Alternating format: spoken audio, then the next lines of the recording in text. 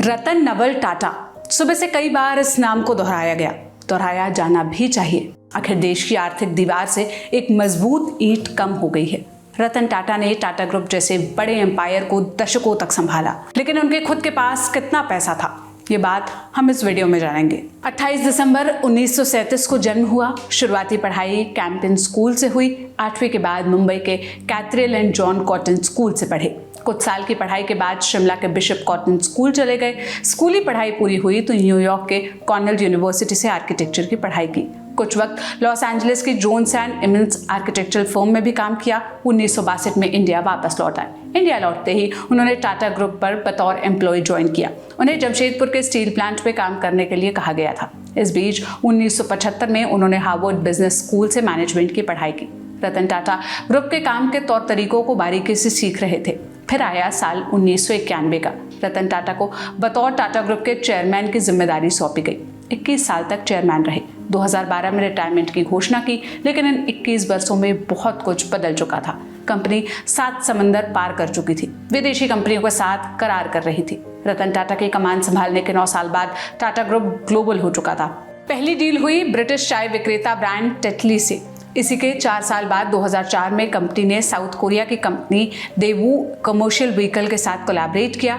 अब तक Tata steel company के ग्लोबल मार्केट में पांव पसारने शुरू कर चुके थी।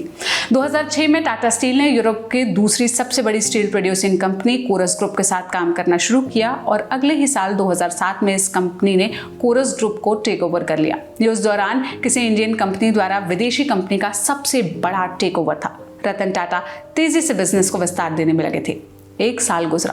2008 में टाटा मोटर्स ने फोर्ड कंपनी से जैगुआर लैंड रोवर ब्रांड खरीद लिया और मीडिया रिपोर्ट्स के मुताबिक ये डील कैश में हुई थी, वो भी $2.3 बिलियन, माने 19.3 हजार करोड़ रुपए में। इस डील की कहानी भी दिलचस्प है।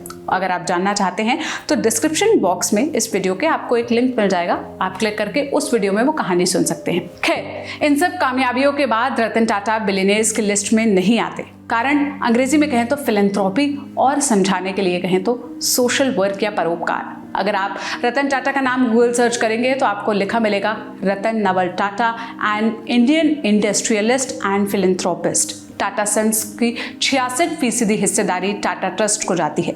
इस ट्रस्ट से हेल्थ, एजुकेशन जैसी सेक्टर्स में पैसा इन्वेस्ट किया जाता है और ज़रूरतमंद लोगों की मदद की जाती है।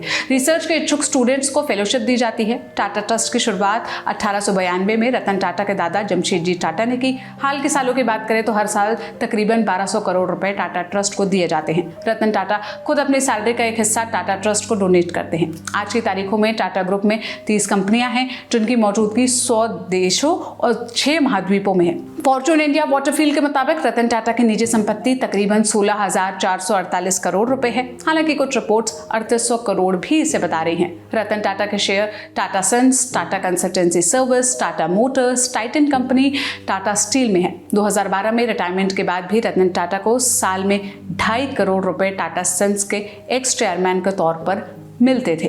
9 अक्टूबर देर शाम रतन टाटा का देहांत हो गया। एक एरा का अंत हो गया। लल्लन टॉप की ओर से रतन टाटा को विनम्र श्रद्धांजलि। इस वीडियो की स्क्रिप्टिंग की थी मेरे साथी रजत ने। मैं सोनल हूँ।